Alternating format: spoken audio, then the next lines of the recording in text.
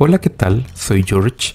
Bienvenidos una vez más a mi podcast A la luz de las velas. En este, su sexto capítulo, continuaremos con la entrevista a Carlos González. Espero que sigan disfrutando de estas historias tanto como yo. Ahora, por favor, siéntense o pónganse cómodos y disfruten conmigo de este último capítulo de las historias que nos contó don Carlos. Entonces, a raíz de esa situación que viví con eso, ¿verdad? Porque fue así como muy impactante cuando yo escuché esa mujer sollozando, ¿verdad? De nada más imagínense, yo creo que hasta el último pelito del cuerpo se le para a uno, ¿verdad? Porque con una voz así media... Y más que estaba solo en el cole. Y en ese momento estaba completamente solo, ¿verdad? Entonces comenzamos a indagar, como le decía, ese mismo un estudiante. Después yo creo que se hizo, no sé si es, me parece que camarógrafo, periodista, no sé. Ahí lo he visto yo a veces en el Facebook. Se llamaba Javier. Él contactó con ese grupo, que ahorita se me va el nombre, lástima, de personas que comenzaron aquí en Costa Rica a hacer investigaciones de ese tipo, ¿verdad? Y digamos que si las autoridades del colegio le dan permiso, ellos podían ir a quedarse una noche y todo el asunto, ¿verdad? Porque sí, se contaban varias cosas. Entonces, eso ya incluso yo lo sabía desde antes, porque algunas conserjes, hablaban de la sombra de una mujer, ¿verdad? Entonces, en la misma dirección, no en ese mismo pabellón, porque como le decía yo antes, eso era parte del antiguo aeropuerto, ya tenía más de 70 años tal vez de construido, pero cuando se hizo el colegio en 1959 se construyeron dos pabellones nuevos. Pero los baños del fondo, de ahí salía una sombra, de esos baños salía una sombra y caminaba hacia ese otro pabellón que era el más viejo. Era un zaguán, ¿verdad? Así, largo, y había aulas al lado izquierdo. A la derecha había una que otra, como 2 o 3 aulitas, ¿verdad? Y eso no tenía salida, pero luego le habían hecho una salida hacia el fondo, ¿verdad? Y el puro fondo quedaban esas aulas de industriales y otras aulas, ahí había un portón. Entonces, habían varias anécdotas en ese corredor, digamos. Una de esas era, ese corredor en un primer momento era pisos de cemento, ¿verdad? Ni siquiera era piso lujado, creo, ¿verdad? Era solo de cemento. Chorreado nada más. Y decidió el director ponerle cerámica. Entonces contrataron a un señor, me acuerdo, un señor que tenía melancolía, me acuerdo, porque tenía las manos manchadas y la cara un poco manchada. Pues el señor fue solo 2 noches a pegar cerámica, porque la primera noche el señor ponía un radiecillo para entretenerse. Entonces contaba el señor que le subían, le pasaban las emisoras, le subían el volumen, se lo bajaban.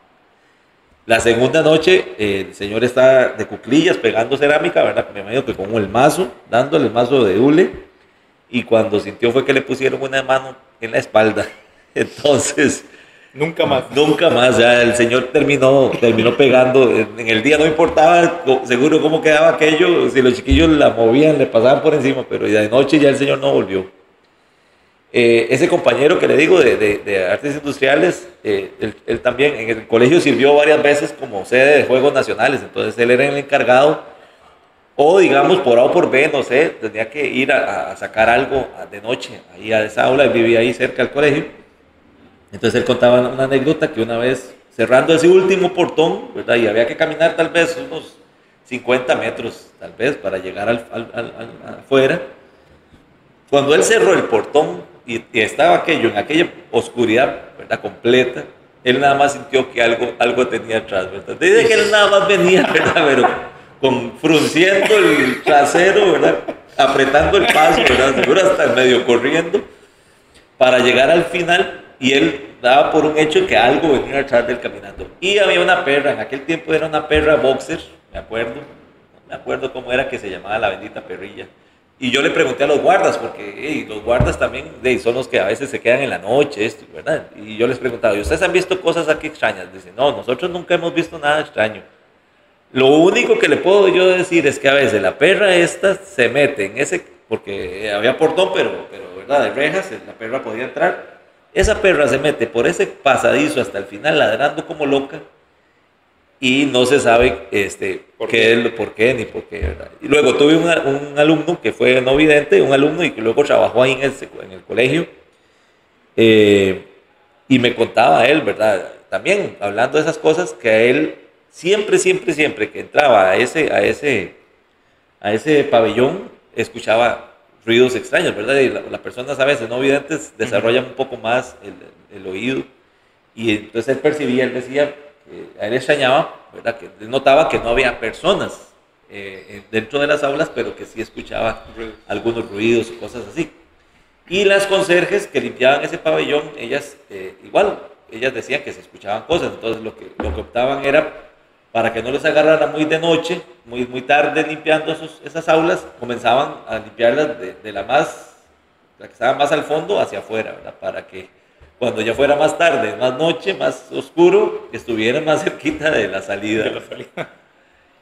Y el director, ¿verdad?, que tuve en esa oportunidad, le había pasado una anécdota con unos alumnos ahí, habían llegado a hacer un trabajo comunal un fin de semana, era sábado, y el director ocupaba que le trajeran un mouse del frente, la dirección quedaba al frente de la secretaría, en un edificio viejo, que había sido como una casa, ¿verdad? Que me parece que tuvo que haber sido la persona que administraba en ese tiempo el aeropuerto, quién sabe.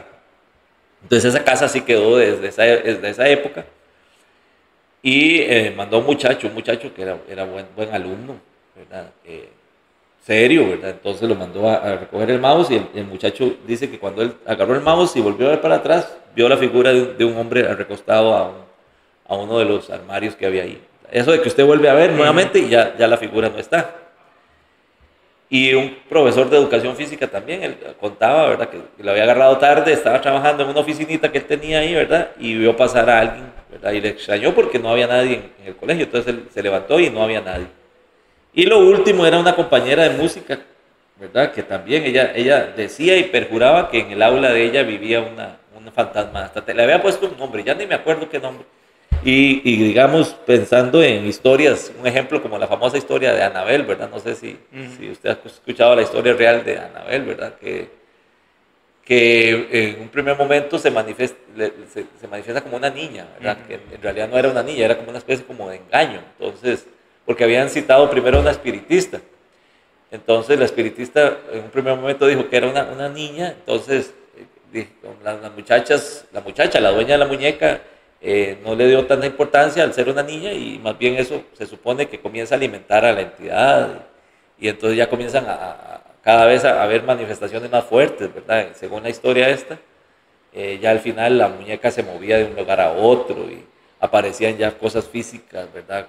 Papeles con sangre o letras que parecían sangre, y ya al final se supone que heridas hacia el novio o la muchacha y esas cosas. Entonces lo que dicen los estudiosos de todos estos fenómenos es que la entidad se va alimentando. Entonces nosotros comentábamos ahí al interior de nosotros que el hecho de que la compañera casi que lo tomaba como un amigo, ¿verdad? Y hablaba y lo alimentaba, ¿verdad? Y eso le daba más fuerza. No sé si era que le decía Panchito, hasta nombre le tenía a la entidad que supuestamente vivía ahí en el aula con ella, bueno, compartía con ella, ¿verdad? Entonces, sí, ¿verdad? Edificaciones viejas que muchas veces guardan energías. Eso ¿verdad? Uno se ponía a pensar las problemáticas, las situaciones tal vez de abuso, de maltrato que una persona lleva por dentro, podría también alimentar, ¿verdad? Sí, porque ya fueron dos cosas que pasaron igual en una institución educativa, digamos. Sí, exactamente, ¿verdad? Son lugares que llega mucha gente, lo habíamos dicho también antes, ¿verdad? También me ocurrió una situación muy particular, ¿verdad? En una de mis vidas anteriores, digámoslo así, en esta vida de recovecos que uno ha tenido, me tocó vivir allá en un lugar que se llama Vijagual de Turrubares. Eso queda como a 10 kilómetros de la entrada principal de Tárcoles, ahí en Villalapas, yendo para Jacó. Y son 10 kilómetros exactos porque me acuerdo, 10, 11 kilómetros. De ahí, de la carretera principal de la costanera hasta el pueblito de Vijagual.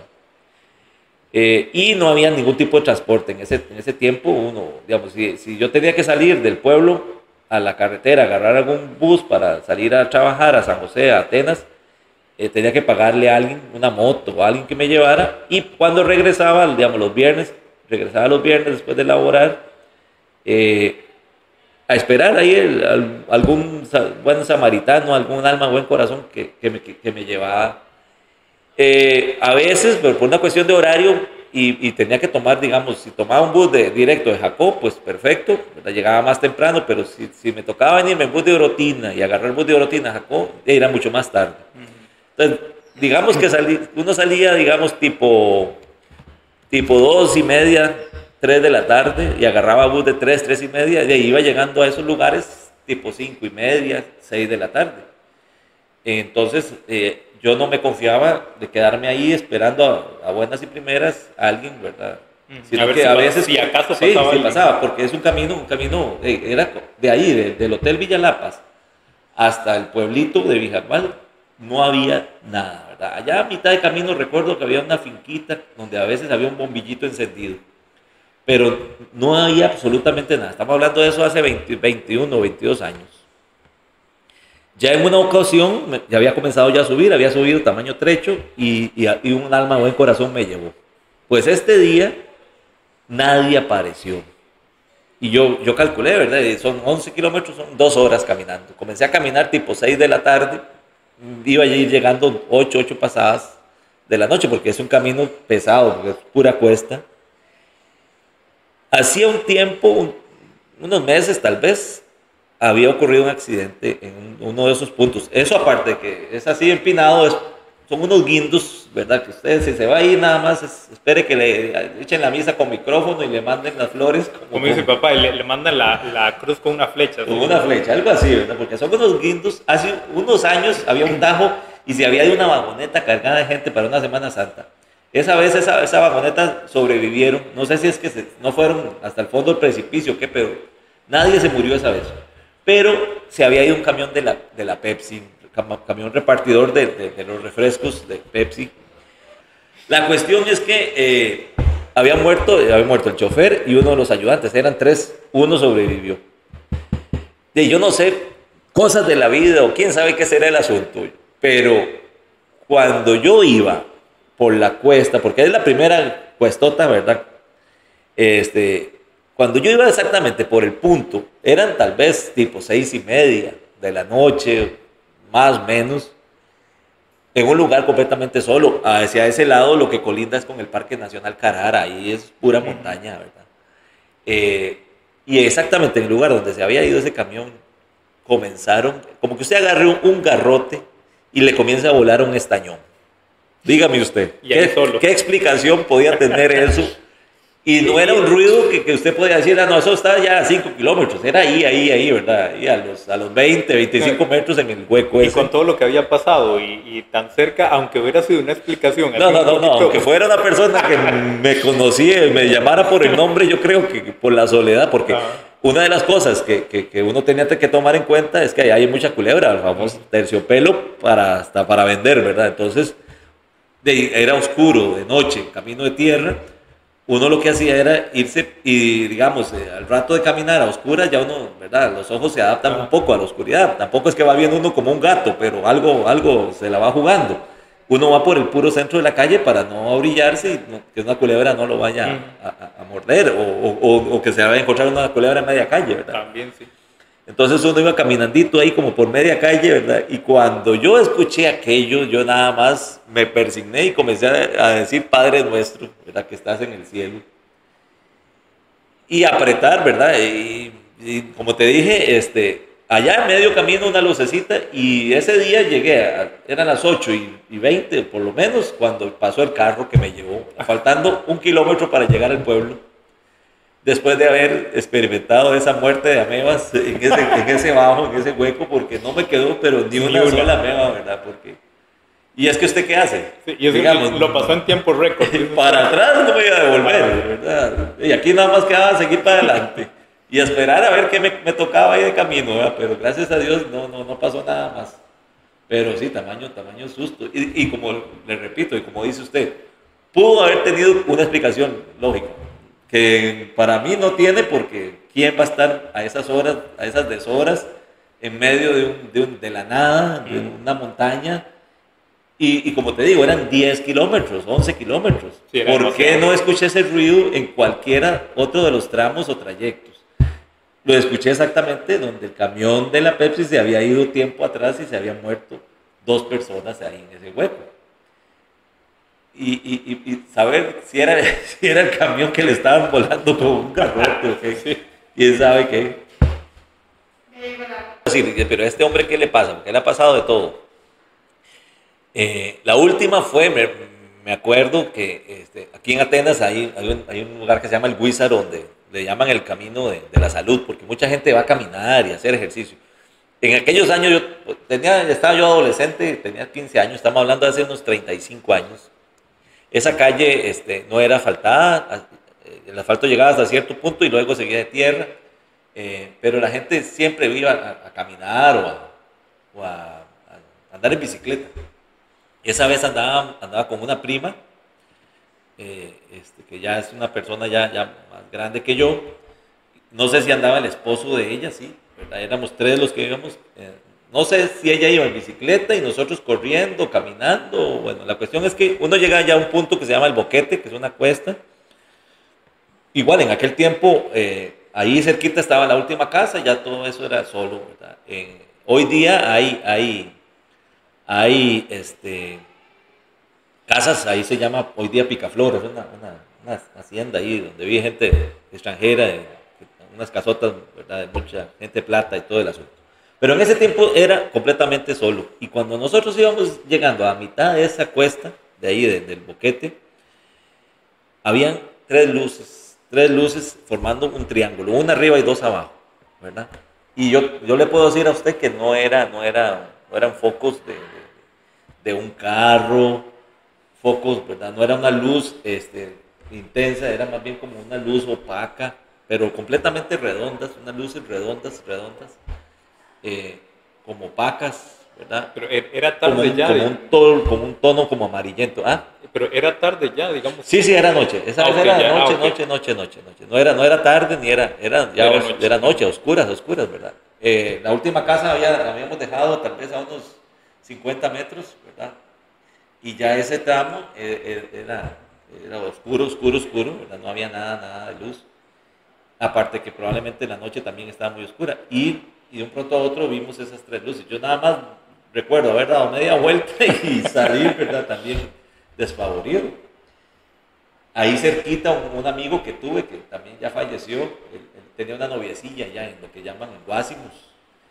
Y él contaba, ¿verdad? Que él marcaba y luego le tocaba regresar a pie. Estamos hablando de tal vez unos 6 kilómetros al centro de Atenas, una cosa así. Igual, en aquellas soledades, en aquella oscuridad.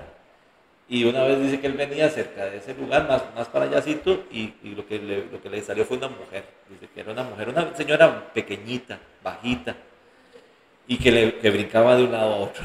De un lado a otro de la calle. No lo dejaba. Igual decía, ¿paso o no paso? ¿Me devuelvo? Porque, ¿verdad? De saber, ¿verdad? Él lo que decía era que como que la suegra no lo quería mucho, ¿verdad? Y que era medio brujil. Y que era medio, ¿verdad? De aquellas señoras que andan en escoba. Entonces, una de las teorías racionales que uno le puede encontrar, yo es que he pensado que con nada le daban a usted café, pero con algo más, ¿verdad? Y uno tal vez podía imaginarse esas cosas, ¿verdad? Esa podría ser una explicación racional. Otra podría ser no tan racional, que la señora llamaba a alguna de las amigas. Sí, y le decía, encuéntrесelo allá arriba y no me lo deja pasar, me lo asusta para que no vuelva porque no quiero que se case. Al final no se casó con la muchacha. Pero sí, él me contaba que usted sabe lo que es. ¿Verdad? Y apenas venía para la casa y ¿qué hacía? Igual, me devuelvo, sigo, ¿qué hago, verdad? Y es comprensible que no se casara. Dice, porque si le tocaba seguir yendo a marcar ahí, yo pienso que lo que él hizo fue como que en un tiro que la mujer se le corrió del medio lado y corra. Salga corriendo, ¿ah? Y yo creo que esa vez él había venido al centro y se había devuelto con unos amigos a ver si podían ver lo que les había pasado, pero no. Ya no más. Sí, entonces yo pienso, como le digo, a raíz de muchas cositas así, podrían tener su explicación lógica, podrían no tenerla, podrían ser situaciones, ¿verdad?, inexplicables, pero son de las muchas o pocas cosas que lamentablemente me ha pasado, me ha tocado vivir y que tengo ahí guardadas, ¿verdad? Como le digo, yo no tomo, no fumo, no tomo, no fumo ninguna sustancia, fumo, ¿verdad? Entonces, estaba en mi sano juicio. Bueno, podría ser que tenga un poquillo ahí las tejas corridas, tal vez, ¿verdad? Chiquitillo me había atropellado un carro. ¿Quién sabe si eso hizo que, ¿verdad? La percepción. ¿Verdad? O digamos, estuve inconsciente, ¿verdad? Tamaño poco. ¿Quién sabe si en algún momento hay algo en el cerebro se le corrió, se le abrió las tejas y le comenzó a traer la gotera. Pero podría ser eso, ¿verdad? Que personas que tengamos un poquillo más de sensibilidad y podamos percibir esos fenómenos como ¿verdad? Personas que les han caído hasta 7 rayos, sí, ¿verdad?